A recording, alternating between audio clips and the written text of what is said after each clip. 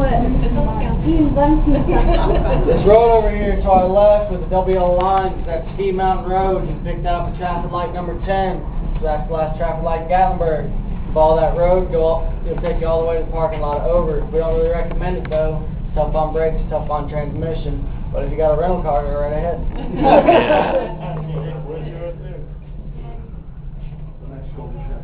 That slowdown y'all feel means we ran out of gas. So I'm going to have to ask the tallest person got to push. No, really, that's our other tram car going over its tallest tower, Tower 5. When it slows down, we slow down. When it stops, we stop. If it's having to fall, we pray real hard real fast. Call me.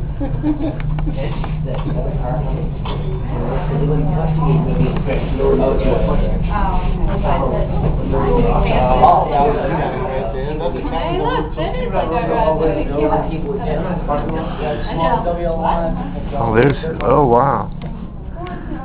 There's a steep drive, look at that. Y'all might want to hold on, it rocks a little bit going over these towers. Oh boy. Does somebody have to climb that ladder? Every once in a while. When there was a kid was bad. Yeah.